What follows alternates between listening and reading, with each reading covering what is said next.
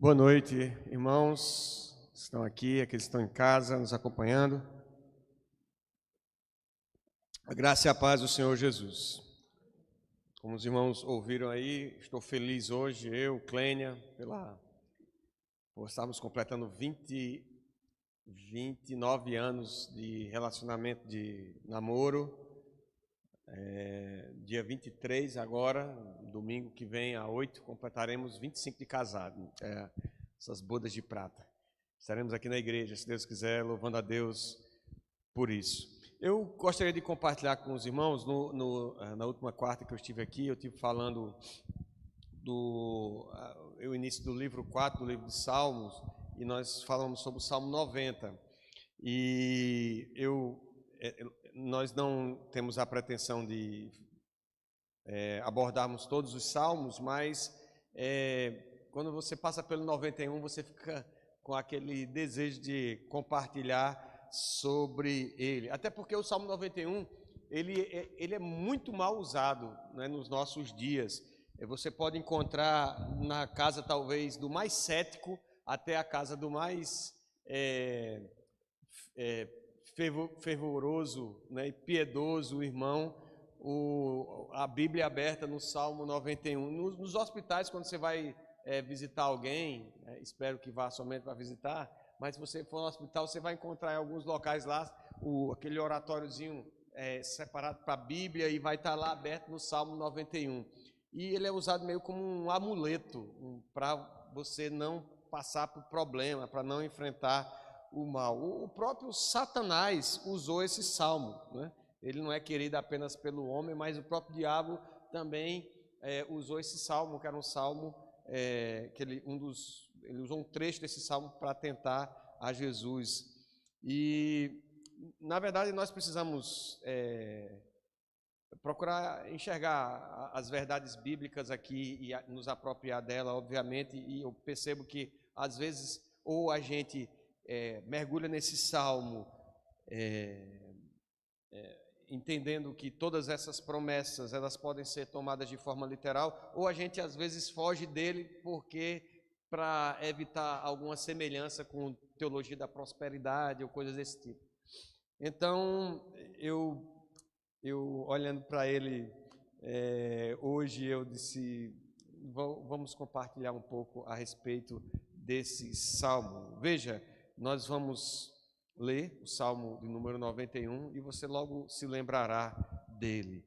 Diz assim a palavra do Senhor. Se nós pudermos ler responsivamente, gostaria que a igreja fizesse isso. Você em casa também pode ler. Vou começar lendo os versículos ímpares e a igreja lerá então os versículos pares. Sob a sombra do Altíssimo. O que habita no esconderijo do Altíssimo e descansa à sombra do Onipotente, meu refúgio e meu Deus meu. Pois ele te livrará do laço do passarinheiro e da peste perniciosa. Cobrir-te-á com as suas penas e sob suas asas estarás seguro. A sua verdade é pavês e escudo. Não te assustarás do terror noturno, nem da seta que voa de dia, nem da mortandade que assola. Caiam 1000 ao teu lado e 10.000 à tua direita, tu não serás atingido. Somente com os teus olhos contemplarás e verás o castigo dos ímpios. Pois disseste, o Senhor é o meu refúgio, fizeste do Altíssimo a tua morada. Não te sucederá, praga nenhuma chegará à tua tenda. Porque aos seus anjos dará ordens a teu respeito, para que te guardem em todos os teus caminhos. Eles te sustentarão nas tuas mãos, para não tropeçares em alguma pedra. Pisarás o leão e a áspide, calcarás aos pés o leãozinho e a serpente. Porque a mim se apegou com amor, eu o livrarei. Poloei a salva, porque conhece o meu nome. Ele me invocará, e eu lhe responderei. Na sua angústia, eu estarei com ele. Livrá-lo-ei e o glorificarei.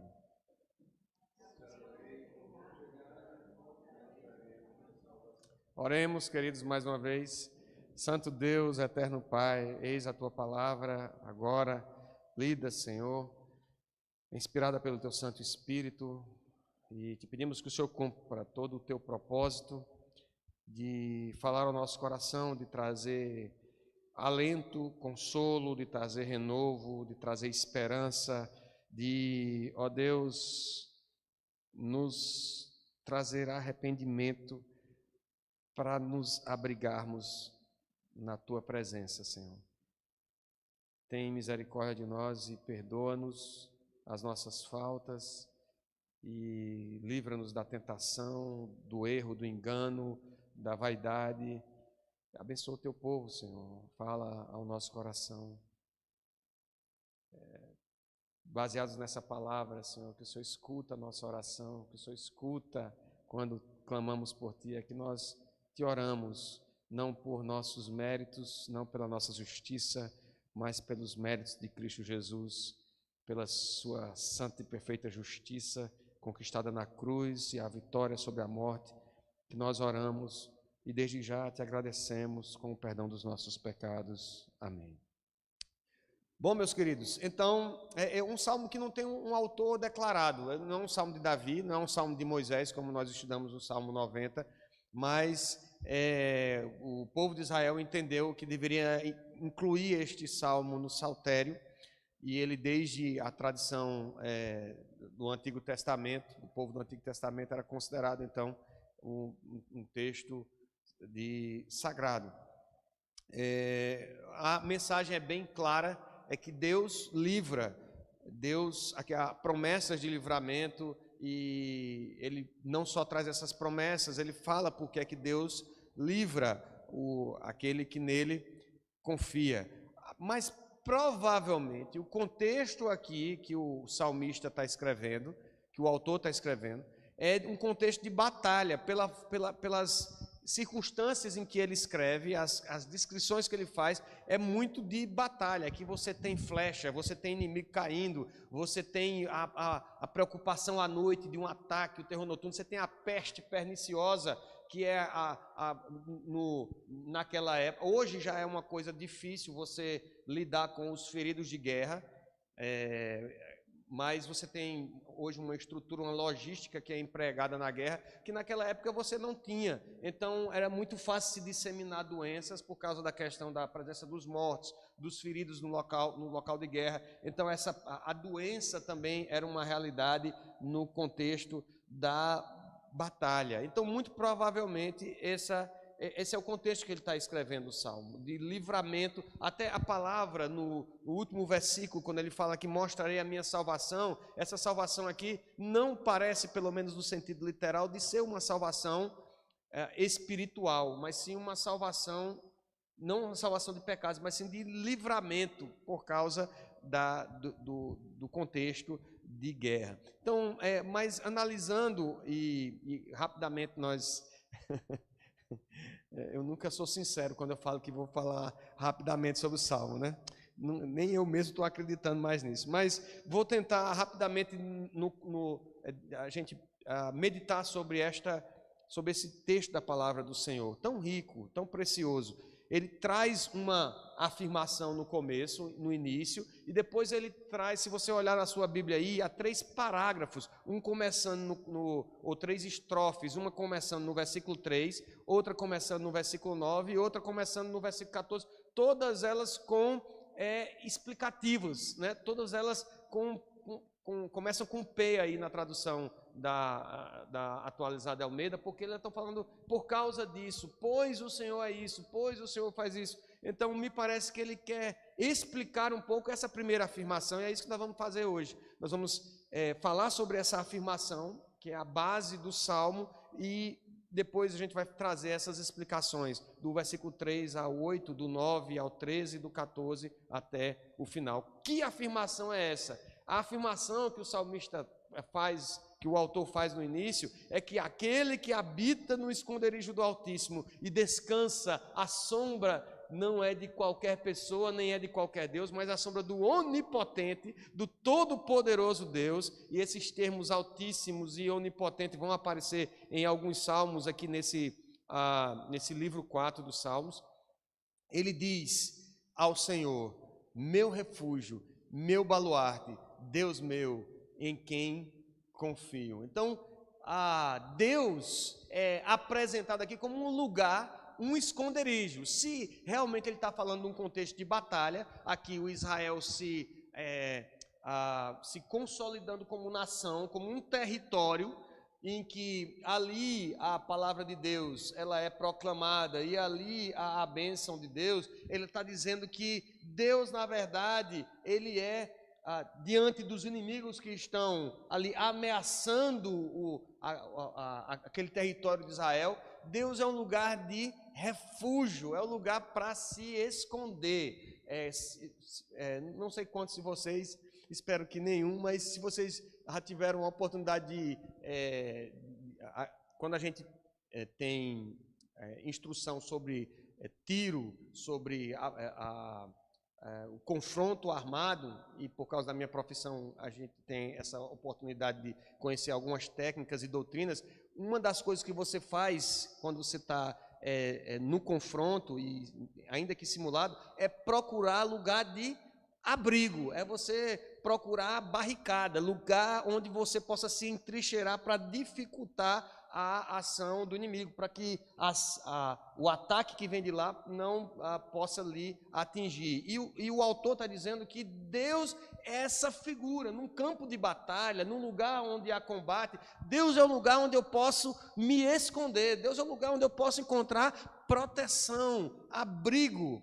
Deus é abrigo, é lugar de abrigo e segurança. E ele não é apenas um esconderijo para quando está em perigo, ele é um esconderijo para habitar, porque o autor diz que é o que habita no esconderijo do Altíssimo. Ele não está lá só dando um tempo para poder atacar, mas ele está morando nesse abrigo. Ele faz de Deus, do Onipotente, do Altíssimo, o seu lugar de habitação, a sua proteção contínua, lugar para morar. Não é um Airbnb, meu amigo, que você aluga por temporada, que você, vou pegar aqui uns 15 dias, vou morar lá, como às vezes a gente faz com Deus. Sim, quando a gente está aperreado, quando a gente está passando por uma situação difícil, um aperto financeiro e tal, a gente vai e se socorre em Deus e procura nele um lugar de abrigo. Mas Deus não é Airbnb, Deus é lugar para morar. Você encontra nele moradia, é lugar, é proteção contínua, é refúgio no meio da guerra. Ele não só é esse refúgio, mas ele é descanso. A segunda figura que ele usa aqui é sombra, descansa à sombra do Onipotente. E a gente vai ver que ele vai usar não só a figura a linguagem de batalha, mas ele tem hora que ele fala linguagem própria aqui da época aqui de um animal que se abriga nas asas da ave mãe, né? Se você já teve a oportunidade de ver uma galinha com uns pintinhos, você vê que em determinados momentos de chuva e tal, ela abriga os filhotes ali, todos debaixo da sua asa, e lá eles estão protegidos. E é assim que o autor se refere à presença e habitação de Deus, é lugar de descanso, onde eu encontro sombra e descanso. Pode também ser uma referência. Os soldados iam para a batalha e às vezes caminhavam dias perseguindo o inimigo debaixo de um sol causticante. Lembra da situação de Josué, que orou para que Deus fizesse algo, e Deus parou o sol para que ele pudesse alcançar os inimigos, porque porque era difícil lidar com a questão do calor do dia e do sol. E o autor está dizendo assim: Deus ele é como naquele momento de guerra que a gente está cansado, com o sol na cabeça, ele é a nossa proteção, ele é a nossa sombra, ele é aquela árvore que concede lugar de pouso, de descanso em meio ao sol escaldante. De toda forma, a presença de Deus se contrapõe ao estresse e à agitação, por qualquer que seja o motivo, pela ansiedade que nós vivemos. Ele é o lugar de descanso. E quem habita nele, quem faz morada na presença do Altíssimo, à sombra do Onipotente, diz: meu refúgio e baluarte, o Deus em quem confia, ele encontra esse lugar de descanso. E o esconderijo do Altíssimo A sombra do Onipotente é lugar, então, de proteção, sossego, e é lugar, sobretudo, de adoração. Porque aqui há uma declaração de adoração aqui. Não há um clamor, não há uma súplica por livramento, há sim uma expressão verdadeira de adoração, de quem está grato, de quem está louvando a Deus por quem Ele é, de quem conhece quem é Deus. Ele sabe que Deus é onipotente, que Ele é altíssimo, e essa era a palavra que era usada muitas vezes para descrever deuses como Baal, que era um Deus poderoso, ou crido como poderoso, mas ele está dizendo que Deus é quem é o Altíssimo, que está acima de todos. Ele conhece quem é esse Deus, ele adora nessa habitação segura, ele adora a Deus. É lugar de descanso, é lugar de proteção, mas é lugar de adoração. E o salmista experimenta descanso e proteção porque ele crê que Deus é o seu Deus. É assim que ele termina esse versículo 2, dizendo: Deus meu, em quem confio. É um Deus pessoal, não é qualquer, não é porque falaram para ele que Deus é assim, não é porque ele ouviu a pregação da quarta-feira à noite, mas é porque ele experimenta, ele mora na presença de Deus. É o seu Deus onipotente, é o Deus pessoal. Então, meus irmãos, a primeira aplicação que faço aqui é que mesmo eu estou de férias até sábado, mas como a secretária lá em casa está de férias também, então, meu amigo, esses últimos dias que eu lavei de roupa, passei aspirador de pó, chego de noite eu estou só o coió, estou dormindo primeiro que é Manuel. Mas mesmo de férias, a gente experimenta correria na vida, a gente experimenta ansiedade, preocupação, são os problemas de saúde, as contas para pagar. Mas a pergunta que o salmista faz aqui, em meio à turbulência ou em meio a um cenário de batalha, é: quem é o seu Deus? Quem é Deus para você? É um Deus pequeno, é um Deus distante, ou é um Deus onde você habita, onde você encontra abrigo, onde você encontra sombra, em que você realmente pode conhecer que Ele é todo-poderoso Deus? Quem é o seu Deus? Você habita em Deus ou você está só passando uma temporada? Você está só tirando umas férias, procurou um lugarzinho para, não, quando eu passar esse negócio, aí eu estabilizo minha vida. Ou você de fato habita em Deus? Se Ele é nosso Deus, nós precisamos crer e descansar nele. Aí vem a primeira explicação, porque parece que o salmista chegou a essa conclusão e a esse momento, né, de adoração. Ele diz: pois Ele te livrará do laço do passarinheiro e da peste perniciosa. A primeira figura aqui que ele traz é da armadilha e da peste. Do versículo 2 ao versículo 8, podemos ver então que o descanso e a proteção em Deus permite que o autor contemple os seus livramentos. Porque ele crê e habita num Deus todo-poderoso, altíssimo, ele percebe que ele é alvo do livramento de Deus e que Deus está livrando a vida dele o tempo todo. E é assim que ele termina o versículo 8: somente com os teus olhos contemplarás e verás o castigo dos ímpios. O laço do passarinheiro, quem já pode ver armadilha para pegar passarinho, e que o Ibama não me escute, né, aqui, mas o que acontece ali, há um princípio filosófico por trás de uma arapucazinha, né? É porque o passarinho, ele no seu instinto, ele acredita que vai encontrar naquele lugar comida, o sustento que talvez sirva para ele e para sua casa, talvez para ele levar para os filhotes. E ele mal sabe que ele está correndo um sério risco. E aí, quando ele está certo de que ele encontrou ali o sustento, que ele ali está no local ideal para a vida dele, ele fica preso na armadilha, na arapuca. Meus irmãos, se nós morarmos de fato em Deus, se Deus for a nossa habitação segura, nós não vamos procurar sustento em arapuca, nós não vamos procurar em outro lugar a nossa segurança, a nossa alegria, o nosso prazer. Nós temos tudo isso no nosso Deus, que Ele é onipotente, altíssimo, refúgio e baluarte em quem confiamos. Mas mais ainda, Ele diz: cobrir-te-ás com as suas penas. Mais uma vez a figura da ave mãe, né, ali cobrindo com as suas asas, estarás seguro. A sua verdade é pavês e escudo. Aqui o pavês era um escudo maior, arredondado, diferente do escudo normal de guerra.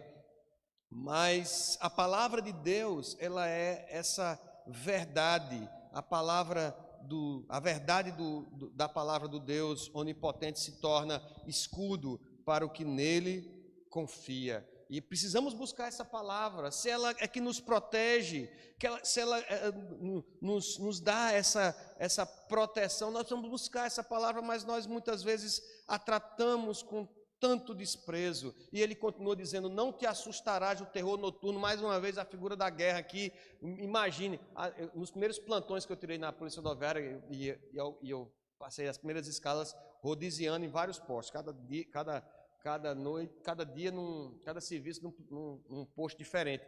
E eu passava a noite, eu não podia escutar, você sozinho. Às vezes a turma sai para atender um acidente, você fica sozinho no posto, você não pode escutar um creque, um grilo. Você fica, tem alguém aqui perto do posto, você fica olhando para as câmeras, você fica procurando para ver se tem algum problema, porque a noite ela traz consigo essa coisa de ser pego de surpresa, né? Do susto. E o autor aqui, ele traz isso no contexto de guerra. Imagina o acampamento todo ali, e o capitão diz para o soldado: fica de sentinela aí para ver se vem algum inimigo. À noite o cara fica ali no turno dele, pedindo a Deus para não chegar ninguém, e fica com aquele medo, aquela ansiedade, e o autor coloca isso no versículo 5: não te assustarás do terror noturno, nem da seta que voa de dia. Aqui uma referência às flechas lançadas, que você nem vê a distância, só escuta aquele zumbido, muitas vezes rompendo o vento, os ares, né? E imagina você num campo de batalha e um monte de flecha vindo. Agora, se o escudo não funcionar, e o autor está falando: olha, você não vai se assustar do terror noturno, nem da seta que voa de dia, nem da peste que se propaga nas trevas, nem da mortandade que assola ao meio-dia. Caiam 1000 ao teu lado, olha o campo de batalha mais uma vez, e 10.000 à tua direita, lançaram as flechas, caiu um monte de gente de um lado, do outro, atingido, e tu não serás atingido, somente com os teus olhos contemplarás e verás o castigo dos ímpios. Aqui o salmista expõe uma promessa do Senhor de que ele permanece de pé, porque Deus é quem sustenta a sua alma. Eu lembrei de dois casos aqui, a ênfase aqui não é tanto do ataque, mas da postura de quem está sendo atacado, de que ele não teme, de que ele não se apavora, de que ele não se desespera. Aí, lembrando da situação de Pedro na prisão, que ele sabia que ia morrer, e estava preso, acorrentado, pés e mãos, e ele está dormindo. Quando o anjo chega lá, acorda ele, sai abrindo os portões, ele sai, ele só se dá conta que está acordado quando chega na casa dos irmãos da igreja lá, e bate a porta, vai chegando perto da casa dele e diz: rapaz, está acontecendo mesmo, eu não estou sonhando não. Mas perceba a serenidade de quem está numa situação de que vai enfrentar o seu algoz ali, vai enfrentar a morte, mas ele está descansando, porque quem tem o coração na eternidade, nem mesmo a morte é motivo de desespero, de ansiedade. E no campo de batalha aqui, o autor está dizendo: não tem o que temer. O apóstolo Paulo, escrevendo lá aos Romanos, uma outra questão acerca depois de ter falado sobre a salvação até o capítulo 11, e a partir do capítulo 12 ele vai falar sobre outras questões, que não são questões afetas à salvação, mas questões periféricas ao reino de Deus, questão de comida e tal, não sei o quê. Ele fala de quem está de pé, quem fica de pé ou cai, permanece de pé, porque é Deus quem sustenta. Romanos 14, 4. Então, perceba que quem habita em Deus não está num cenário tranquilo. Ele não está num cenário de tranquilidade e sossego. O cenário é de guerra, de doenças, de mortes, mas diferente dos demais que podem se desesperar, enfrentando uma pandemia, enfrentando um quadro de escassez, uma crise econômica. Quem habita no esconderijo do Altíssimo e descansa à sombra do Onipotente, contempla tudo isso com confiança de que está nas mãos do Todo-Poderoso.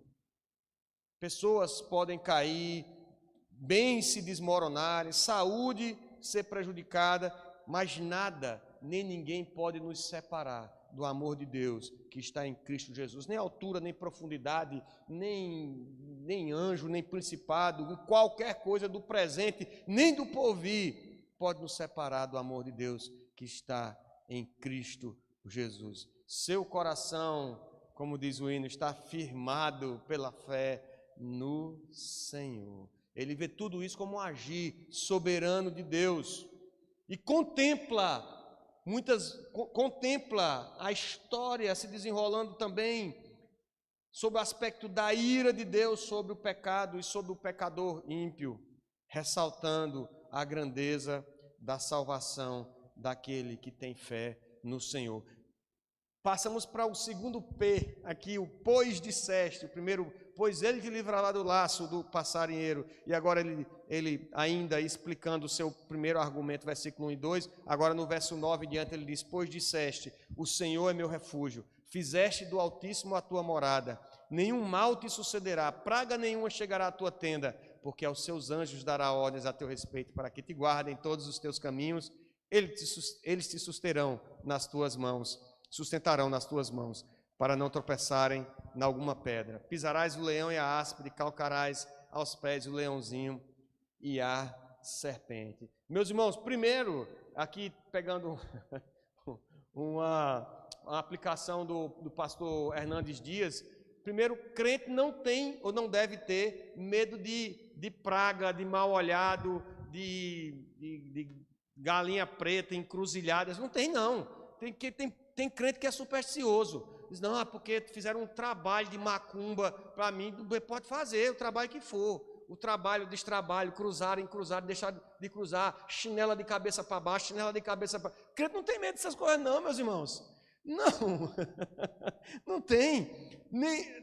Praga nenhuma chegará à tua tenda, porque a gente não vive debaixo dessa praga, a gente vive debaixo da graça do Senhor. A gente crê num Deus que é soberano, que controla a história. E aqui, perceba, há pedras no caminho. Ele fala que há algumas pedras que os anjos vão livrar ali de tropeçar em alguma pedra. E há batalhas a serem travadas com inimigos que aparentemente são mais fortes que nós. Porque ele fala do leão e da áspide, né, uma serpente perigosa e venenosa. E há batalhas a serem travadas com inimigos que são aparentemente mais fortes, ou que atacam inesperadamente, como é o caso da cobra, da áspide. Muitas vezes ataca, você nem percebe o ataque dela. Mas em vez de nos desviarmos por causa do leão e da áspide, a gente continua a caminhada. E esse terceiro momento do Salmo, ele dá a ideia de caminhar, de caminho. Se no primeiro momento você está ali no esconderijo, você está habitando vendo, contemplando a ira de Deus, contemplando o mal acontecendo e confiando em Deus, nesse momento aqui você está caminhando, está seguindo. Ainda que apareça o leão, a áspide, você continua caminhando. E aqui cabe uma explicação, porque, como falei, até o diabo usou esse salmo quando tentou Jesus. Lá em Mateus capítulo 4, verso 5, ele coloca Jesus no pináculo, leva Jesus para o pináculo do templo, um lugar mais alto que deveria ter ali em Jerusalém. Ele diz assim, se joga daí, dá um pulo aí, porque está escrito, ele usa um salmo, até os anjos darás ordem a teu respeito, para que te guarde. Ele não fala dos caminhos, né? Ele fala para que te guarde, eles te sustentarão. E Jesus diz: não tentarás o Senhor teu Deus. E aqui talvez há uma aplicação muito preciosa para nós.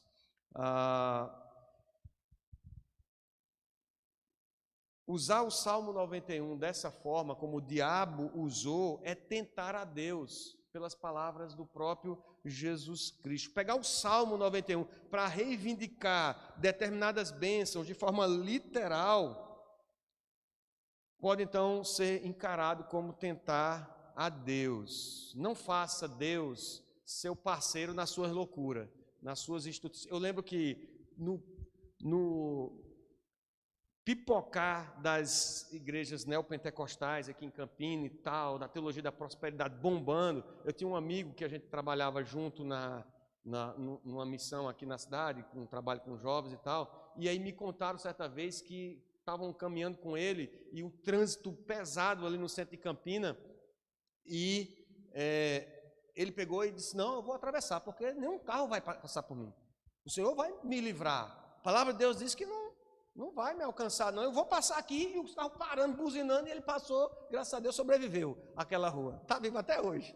Está morando no norte, não está morando aqui, não. Mas isso é loucura. Não é isso que o Salmo está querendo dizer. Não faça Deus parceiro nas suas estutices, nas suas tolices, nas suas loucuras. E talvez a gente encontre, numa outra citação desse Salmo, a forma mais escorreita, né, mais correta de aplicarmos esse salmo. Quando Jesus envia os 70 para pregarem, ele diz que eles vão pisar em serpentes, escorpiões, e Jesus está citando esse salmo, então, está se referindo ao salmo, em que eles pisarão e não lhe causarão dano. Jesus se refere a uma batalha muito maior do que uma batalha física ali entre o animal e a pessoa, ou entre o povo de Israel e os seus inimigos ao redor. Ele está falando da nossa batalha espiritual contra o mundo, contra Satanás e os seus anjos. Porque se de fato nenhum mal chega à nossa tenda, então, como explicar o caso de Jó, dos mártires cristãos que morreram, de João Batista que foi decapitado? Como relacionar essas promessas ao sofrimento enfrentado por pessoas fiéis? É que nós podemos ter aqui não somente a ênfase na postura de quem confia no Senhor, de que ele crê que Deus é soberano para o livrar, como também nós podemos contextualizar agora com o conhecimento mais pleno da palavra de Deus, da revelação de Deus, especialmente depois da vinda de Cristo Jesus e do estabelecimento da nova aliança com o sangue de Cristo Jesus, de que nós entendemos que é uma batalha espiritual, de fato, e que nessa batalha nós somos mais que vencedores, porque Cristo já venceu, pisando, destruindo ali a cabeça da serpente.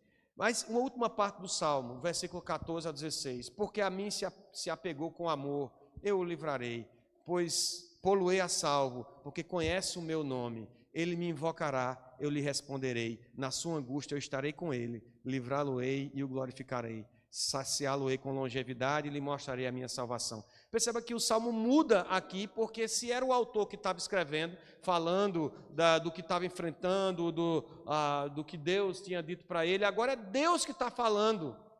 É Deus quem está dizendo: porque a mim se apegou com amor, eu o livrarei, pô-lo-ei a salvo. E aqui está se falando do relacionamento com Deus onipotente, e o relacionamento de Deus com o seu servo, o Deus com aquele que se abriga na sua presença, é um relacionamento de amor. Deus passa a falar com o salmista. É fato, e nós vemos lá em 1 João 4,19, que nós o amamos porque ele nos amou primeiro. A Naná Castilho, do canal Filipenses 4,8, ela tem uma série de estudos muito interessantes, que diz assim: conhecê-lo mais para amá-lo mais. Porque o nosso amor, nós não podemos amar o que nós não conhecemos, meus irmãos. Nós não podemos. É para isso que serve o namoro. Estou fazendo 29 anos hoje. Não conheço completamente Clênia, conheço bem. Conheço bem. Talvez uma das pessoas que melhor conhece ela hoje, né? Mas amo porque conheço. E quanto mais conheço, amo mais. Eita. E assim com Deus da mesma forma. Não tem como. Aqui eu não vou dar nenhuma palavra sobre namoro, não, porque senão a gente desvia o foco. Mas você namora para conhecer. E você conhece para amar. Não espere a paixão avassaladora chegar para você ter um relacionamento, não. Você deve de fato conhecer. E à medida que conhece, você passa a amar. Eu estou falando, e as adolescentes lá atrás, tudo cochichando assim. É assim mesmo, é assim mesmo. Mas com Deus não é diferente, você precisa conhecê-lo. E não tem outra forma de você conhecer, senão você se ajoelhar, vir para uma reunião de oração, em casa, buscá-lo em oração, abrir essa palavra, saber sobre o caráter dele, o que ele faz, o que ele diz, como ele é. O autor sabe que ele é onipotente, que ele é altíssimo, que nele pode encontrar sombra, descanso, ele é refúgio, baluarte, ele conhece. E Deus está dizendo para ele, a mim se apegou com amor, ele me ama. Precisamos conhecer a Deus, meus irmãos, para amá-lo mais. E não apenas falarmos de amor da boca para fora. Mesmo imperfeitos e amando de forma imperfeita, nosso relacionamento com Deus não deixa de ser um relacionamento de amor. E é relacionamento, ele fala conosco, porque nós buscamos a Ele e conversamos com Ele, e invocamos o seu nome, e Ele nos responde, diz o versículo 15. E o poder não está na oração, nem está em quem ora, porque às vezes a gente pensa que a oração do pastor vale mais, né? Eu estou precisando tanto de uma bênção para o casamento essa semana, eu vou lá na oração, vou pedir para o pastor orar, porque é o pastor que está orando. Não funciona assim. O poder está no Deus que responde a oração. É por isso que a sua oração também faz efeito. A sua oração é importante para que você possa experimentar mais da presença dele na sua vida. O contexto aqui, então, é de livramento. E aqueles que creem e conhecem a Deus como seu Senhor e a Jesus como seu Filho único e Salvador, que nos reconciliou para termos esse relacionamento com Deus, perdoando a nossa iniquidade e nos fazendo um com Ele na sua morte e na ressurreição, experimentam nesta vida a eterna salvação que Ele promete, que Ele dá. Deus não promete que não passaremos por angústias, mas que Ele estará conosco. Ele nos livra de modo que após passar pela tribulação, pelo problema, pelas setas, pela peste, por onde for, nós sairemos fortalecidos. Para finalizar, meus irmãos, eu gostaria de compartilhar, de deixar só algumas aplicações finais. Primeiro, e está claro no Salmo, quer você creia de forma literal ou da forma como eu expus aqui, é que Deus é um Deus que opera livramentos. Você não tem ideia de quantos livramentos você passou hoje, no trânsito, em casa. Deus opera livramentos no nosso meio, Deus opera livramentos nas nossas vidas.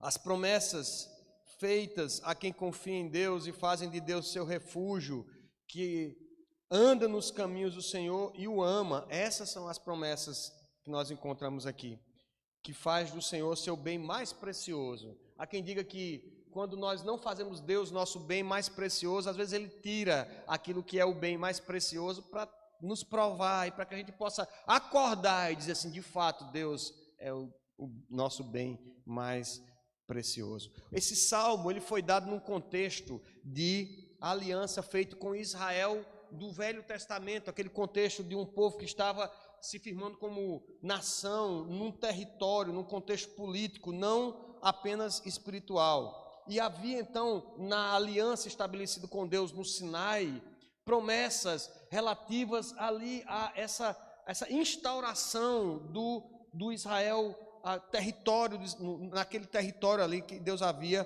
prometido, e que Deus, através dessa aliança, se o povo fosse fiel a Deus, Deus lhe daria prosperidade, sustento, vitória sobre os seus inimigos em redor.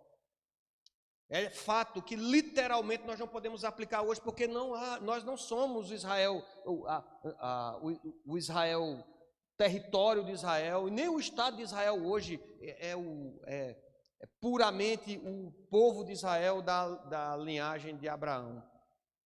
Mas nós somos o Israel de Deus e podemos aplicar algumas verdades aqui, como a continuação de Israel, não como uma nação física com um território estabelecido, mas não enxergando apenas o caráter material das bênçãos, mas sobretudo o caráter espiritual das bênçãos aqui colocadas no Salmo. Depois da vinda de Cristo, as bênçãos materiais relativas à antiga aliança com o povo estabelecido na terra não devem ser tomadas literalmente, ainda que a gente possa estender seu significado, ampliar esse significado em Cristo Jesus. Agora que sabemos que Cristo veio, vemos o cumprimento das promessas da palavra do Senhor do Antigo Testamento nele, nós temos essa compreensão. Em Cristo, nada temos a temer, ainda que a morte venha a nos encontrar, assim como diz o Salmo,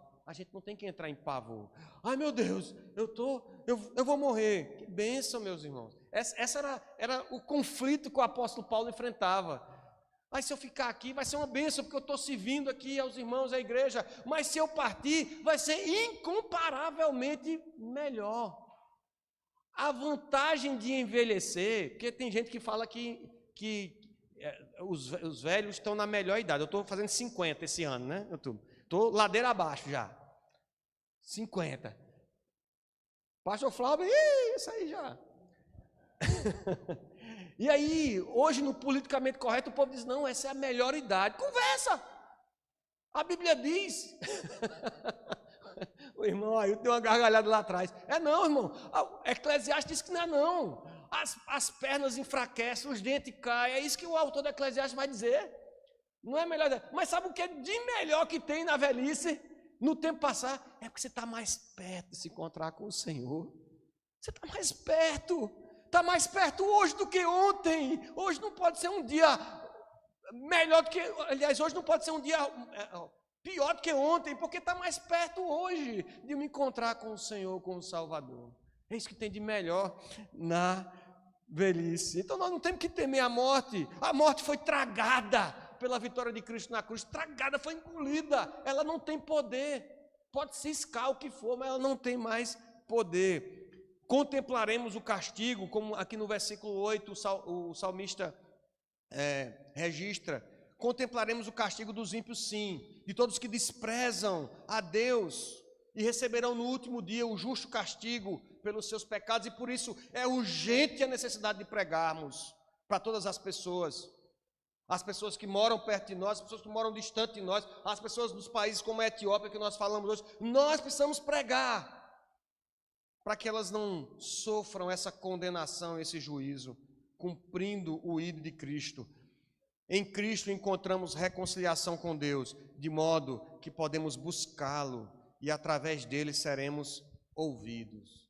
Nele encontramos contentamento, salvação e contentamento nele. É isso que diz o final do Salmo. Nós lemos, talvez passamos, ele diz, saciá-lo-ei com longevidade. E aqui não deve ser entendido apenas como longa vida, mas como vida de fato. Ele vai nos guardar e nos preservar até o fim, como diz o Salmo. Não sem sofrimento, não sem aperto, não sem dificuldade, como alguns querem fazer crer, tomando o texto de forma literal. Essas promessas materiais são inferiores à preservação da fé nele, como ele promete. Se sua esperança de futuro está nas coisas materiais, se está no seu trabalho, na sua poupança, no patrimônio que você acha que deve ter para ter segurança, eu lhe convido hoje a elevar seus olhos e se colocar à sombra do Onipotente, a buscar habitar nas asas, debaixo das asas do Altíssimo, dizer que Ele verdadeiramente é Deus, que Ele é refúgio e baluarte. Vamos orar, meus irmãos. Senhor nosso Deus, Tu és onipotente Deus, Tu és Altíssimo, Tu és o Deus que controla a história, Tu és o Deus Todo-Poderoso, Tu és, ó Deus, um lugar onde nós encontramos proteção, abrigo, mas um lugar para habitar, Senhor. Ó Deus, nos ajuda, Senhor, na nossa falta de fé e na nossa estupidez, na nossa tolice, Senhor, de ficarmos procurando outro sustento, outro alimento, de buscarmos outra segurança fora do Senhor. Nos ajuda, Senhor, abre os nossos olhos a podermos contemplar de que nada devemos temer, porque temos a Cristo, e o Senhor é a nossa força, a nossa salvação, o nosso refúgio. Ó Deus, opera em nós, livra-nos da tentação, da vaidade, do engano, da tentação do mundo, Senhor, de corrermos atrás daquilo que perece, e nos dá graça, Senhor, de vivermos habitando sempre, continuamente na Tua presença e nos deleitarmos, nos saciarmos nisso. É assim que nós te oramos e te agradecemos pela Tua santa e bendita palavra, no nome de Jesus. Amém.